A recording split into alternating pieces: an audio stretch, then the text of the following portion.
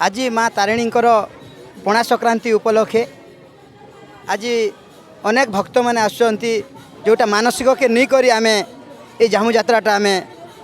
परिमाण रे आम भक्त शह शह भक्तर अनुदान रे आज भक्त मैंने आम ये झामु यात्राटा उत्सव करुचु। एटा 10 वर्ष खंड हो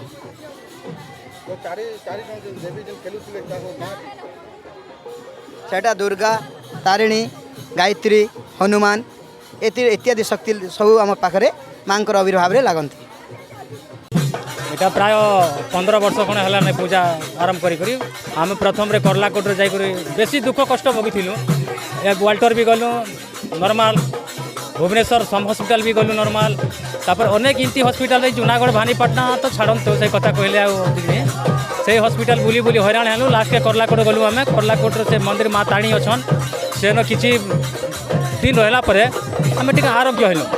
तापर से दिन ठार से गोटे शक्ति आनलु गोटे फोटो गोटे से बाबा देले पूजा करवाई से फोटो आनिक आम जब पूजा कलु इन तेनके आप गोटे शक्ति हिसाब से गोटे शक्ति जागृत है। तापर आस्ते आस्ते आस्ते लोक मैंने जानले जानला दूर दूरांतर लोक मैंने आसिक इन भली कर समस्ते जाऊन आ दीर्घ 15 वर्ष भी हो गला ना पूजा पाठ करी चलते चलते आपा शक्तिटा नेसकापा गोटे आरंभ होगला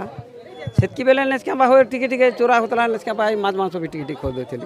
शक्ति लगिगला तेनके पुणे छानी रंगी बुल्ला तेनके माँ त्याग कर दी कर नेसकापा ध्यान ने जनता बसी दिली आपा गोटे शक्ति लगला 2टा शक्ति लगला 3टा शक्ति लगला 4टा शक्ति लग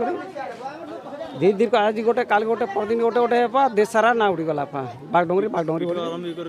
इठ आरंभ कर 13-14 वर्ष होगा शक्ति लगी कर 7 वर्ष है।